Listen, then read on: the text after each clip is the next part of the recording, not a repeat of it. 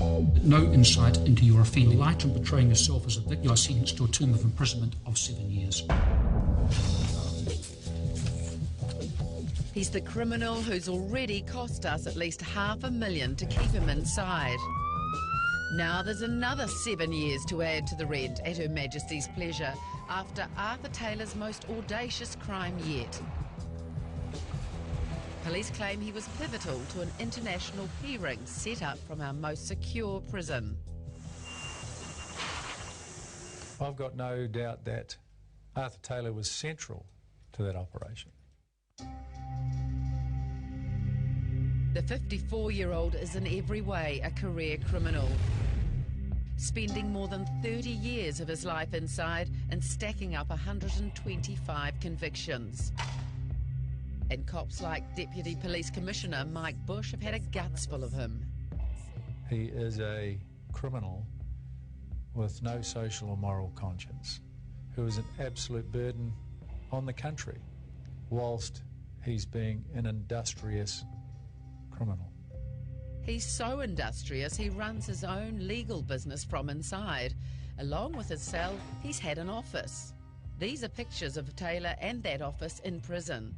Images shot from banned cell phones and prison CCTV footage released to Arthur under the Official Information Act. If he has got a problem with the Corrections Department, he doesn't argue with them, he just takes it to the High Court. Lets the judge make the decision. Mrs. Carolyn Taylor, nearly 20 years Arthur's junior, doesn't see her husband's bad side. He's a beautiful person. The police might say he's dangerous, but Arthur is the most sensitive, caring person I've ever met in my life. Yep. And so says the other woman in Taylor's life, his baby sister, Joanne Ashby. Even though he's incarcerated, he's still my big brother and he still looks out for me and the family. And he's there when I need him and always has been there when I've needed him. That was Uncle Boy. Yeah, mate. How you been? Good. You alright? Yeah, because it's cold weather, yeah. I'm just pissed off about this weather. Joanne Ashby says she and her family rely on daily contact with her brother and the uncle they call Boy. Yep. No, I think it's about 19 degrees around here and it's bloody blinding gale outside. The brother and sister grew up in a close family of 7 kids. Arthur was the oldest and Joanne was the youngest, with 13 years between them. Arthur got into petty crime and was sent to Borstal. And from then on, the family, kids and all, moved around the country wherever he was locked up. I think I've got some old ones of him in here too. We've found some good ones of you looking handsome in there. And to this day, Joanne continues to take her kids to see their Uncle Boy. Regardless of how much time that he has spent in there as opposed to spent out here, I still have the day-to-day contact, and the bonding is probably more stronger now than what it ever has been. On the rare times he's got out, Taylor's very quickly added to his rap sheet with aggravated assaults, armed robberies, kidnapping, firearm offences and fraud. And he winds up the cops big time. Yes, there are two sides to Arthur. One is the industrious and the engaging, but the other is the propensity for violence. Crimes such as armed robbery and using firearms in the commission of offences.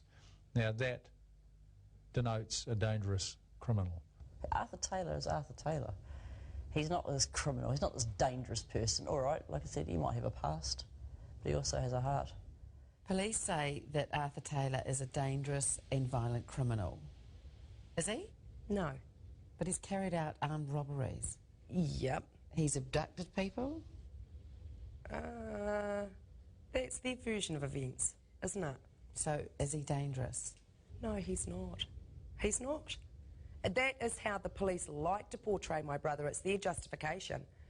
And at the end of the day, do they know him? No, they don't. Once he's locked up, the problem is keeping him there. Taylor is a serial escapist. He's escaped 12 times from Kiwi jails. Police say the 4 men could be the most dangerous group ever to have escaped from our prisons.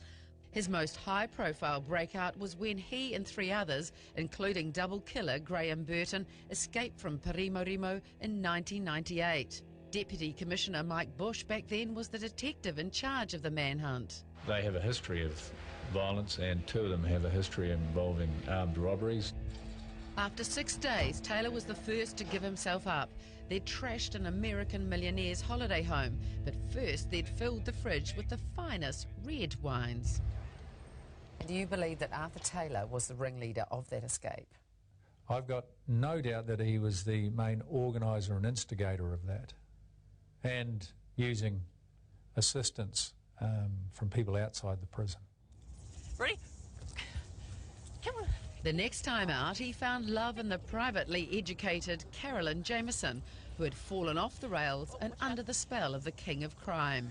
Well, because we just, we're just so much like each other. He put so much zest into my life at the time when I was just so down. I thought I was beyond, I thought I was beyond repair at this time. Weeks later, the couple were married. And on their wedding day, their gift to each other, a smack around the head. He sort of spun out, I sort of spun out, and then a big time bomb went off, and maybe I hit him first, because I can be like that, I think I attacked him first. Instead of being loved up on their wedding day, they were locked up. And the only conventional thing about this marriage would be their surname. So tell me, just how many times have you actually slept in the marital bed? Well, it hasn't been for a few years, has it? And where he went, she followed, and that meant jail. Carolyn Taylor's since done time for drugs and assisting an escape. Her husband's, of course. I was the mastermind. Yeah, it was me. It wasn't really, it was more me than him. I was like, because I was just so power-driven to get him out that I didn't even really care about the consequences. This was the infamous Manners Mall escape in 2005. This is CCTV footage of the hold-up. Taylor had been granted leave from prison to attend a family meeting. As he gets out of the car, handcuffed to the corrections officers, his accomplice, Manu Royal, in the fluoro jacket, appears and points a firearm at the officers. Taylor and his gunman take off, but they don't get far. Taylor falls through a roof and onto a woman in a toilet. Still, he had the manners to apologise for his intrusion. To put it bluntly, it was a total balls up, really, though, wasn't it? No, it was a bit of a bastard for all of us, really. It wasn't just Arthur. So how do you feel that it went so wrong? Well, I was very, very, very, very annoyed. I was very upset because I just wanted him out. And I just even wanted to see him for 5, or 10 minutes, or but I didn't even get to see that. And then somehow, while they were both locked up, they had a baby daughter. Taylor's name's on the birth certificate and he pays child support. But how on earth did they do that? But somehow you had to get Arthur Taylor's semen out of prison. Well, basically, I just say that I had about 3 or 4 prison officers coming to my house each week to take various things into Arthur and also bring things back to me. How do you feel every time you have to come out and make this journey? Oh, it doesn't worry me at all. I love it. So once a month, Carolyn will drive to Parimarima to meet her 3-year-old daughter, who is now being raised in a foster family. They'll spend an hour playing happy families with the man who the 3-year-old calls Daddy inside New Zealand's maximum security prison. So the marriage of sorts has survived 7 years, in spite of the fact that they've never lived together. Hello. I'm not too bad. How are you? He'll call up to 3 times a day, but don't think this is a husband who doesn't provide for his wife on the outside. His latest gift, 9 grand's worth of liposuction. But all those people, all those Kiwis who are paying their taxes will be so angry to hear that you're getting your liposuction paid for by a prison inmate. Well, it's something that I wanted, and... No, but he's a prisoner in a maximum security prison and he's paying for your liposuction. Yeah, well, he has invested his money wisely, and he's got investments which pay him. These are investments from robberies he's done? I've got no idea, honestly. In 2009, the IID released information that showed that Arthur William Taylor legitimately earned more than 100 grand while he was still inside here. We also did a company search that showed he is still a co-director of a door-to-door sales company with Carolyn, and he gives his address as Auckland Prison. But people will be furious knowing that a career criminal can make money while he's in a maximum security jail. There's plenty of people that have gone to prison and made money, you know. Taylor lists his occupation as legal executive, and he has his in-house business running court cases for himself and inmates. For years, he's had his cell plus another room, known as Arthur's office, with his own letterhead, a PC and access to phones. Here we have an inmate who is in a maximum security jail, who can get access to all of these things. How on earth is that allowed to happen? I think they have to give him what he wants just to keep him quiet. They know they will be dragged through courts. They know that he's going to cost the department thousands and thousands of dollars in legal fees. So they've probably just got to, yes, OK, Arthur, here we go. He is quite a litigious person. David Jones QC was the lawyer who worked with Taylor on his latest court case. He takes suits against Department of Corrections and other governmental agencies on his own behalf, but also on behalf of other prisoners. He helps other prisoners dealing with authority and dealing with legal issues. There are too many cases to list. They range from battles in the appeal court to going to the ombudsman to get cheaper fruit in prison. I'm not saying he's Robin Hood, but he certainly seems to apply his abilities for the assistance of others. And I think he's probably also, I would hope, a calming influence on some of the younger guys who are in there. Have you ever had any situations where you've said to Arthur, look mate, you're really pissing us off? Have you said that to him? Absolutely. Have you? What was that about? It's more, Arthur, you've got a brain, use it for something constructive, as opposed to being an absolute burden and an absolute blight on New Zealanders. Oh yeah, they're sick of him, they hate him. They should maybe just stop giving them reasons to take them to court. If he gets a complaint from somebody, he will take them on about it. And he's got plenty of time, he's also got the resources and he's got the ability. And he's taken a number of cases and he's been successful. And if you're successful in a case, then it was worthwhile taking. The king of crime is also the prince of PR. He'll bang out press releases, send out documents. He even has his own Facebook page. And the last thing the police want to do is give this inmate any more publicity. What police don't want to do is actually reinforce any status around Arthur Taylor. So we don't want to make him out to be something he isn't. And when we come back, Arthur Taylor's role in the prison P-ring, and we seek answers from the Department of Corrections. Make a determination about.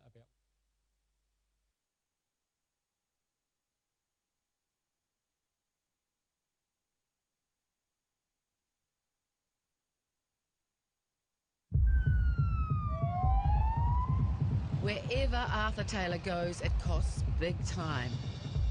For every court appearance, there are roadblocks, extra police escorts, sometimes the police helicopter, and huge security checks at court. Taylor's latest outing was to defend himself after police maintained he was at the centre of an international drug ring, all set up behind bars. In 2007, a pea cook, Grant Adams, or Granite as he was known, disappeared. He had allegedly been doing business with former drug dealer Brett Ashby, Joanne's husband and the brother-in-law of Arthur Taylor. He had been released and had been out for 16 years with no drug charges or anything else in between that period of time. Built a business and done very well for himself. Ashby was charged with Granite's murder, but he'd die of liver cancer before the case got to court. Well, at the end of the day, he was innocent. He had nothing to do with the murder of Grant Adams at all. And what people have got to remember is my husband wanted to go to trial to prove his innocence. He got cancer and he died. That is the only reason why he didn't go to trial. But his legal status is he is an innocent man and innocent of those charges. Police were bugging Ashby's conversations when he regularly talked to Arthur Taylor. And that's when the cops stumbled on information about a multi-million-dollar P-ring that was operating inside New Zealand's maximum security prison. Its network reached into communities around the country and as far away as China. Did it need his brain? I would be surprised if it would have occurred without his input.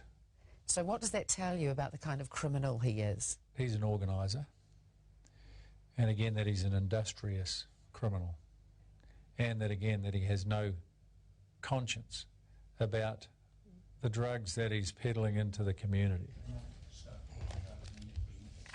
Arthur Taylor has been defending himself since he got his legal executive qualifications in the 80s. But in this trial, legal aid paid for an amicus, and David Jones QC was assigned by the court. He was stunned when he first met Taylor. And sometimes the law really is an ass.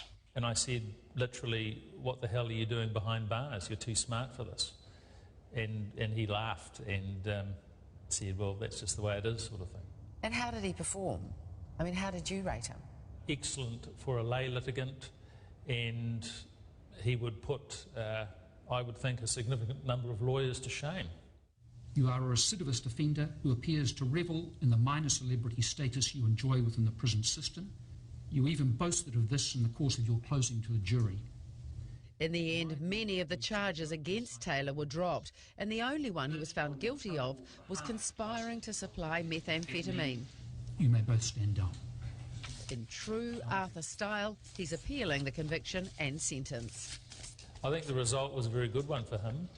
He, I think, had a level of empathy with the jury, and they probably may have had a grudging like for him, despite his notoriety as such, or even because of it, who knows. But I think he did a good job. How frustrating is it to police that he wasn't convicted of all those crimes? Look, Arthur's been sentenced on this matter, and I think the sentence obviously reflects the serious nature of what went on. Arthur William Taylor will be nearing 60 if and when he ever gets out. But there's a lot of business to be done on the inside between now and then. Do you think there's part of Arthur Taylor that actually prefers being inside? Being inside is where he is comfortable, and I'm sure he would rather be outside with his wife and with family members and just having the freedom of being outside. But he's not afraid of the environment. He can, in a certain way, dictate the environment, and he is someone who is respected inside. There is. Oh, there's a nice one. In the meantime, two women will be waiting, and both insist he'll be coming home to them. Do you ever see that there will one day be an opportunity for you two to be Mr. and Mrs. Taylor on the outside? Oh, yeah, definitely. I've waited this long, so... But have you truly waited? Yeah, I have. I will sit there, wait on the phone to him every day, wait for his call, sit there, wait for his call, wait for his mail, go out and visit him. You know, he's still my lifeline. Well, Uncle Boy, I need you to come home so you can... Your brother might never get out of prison. It might just go on and on, this incarceration.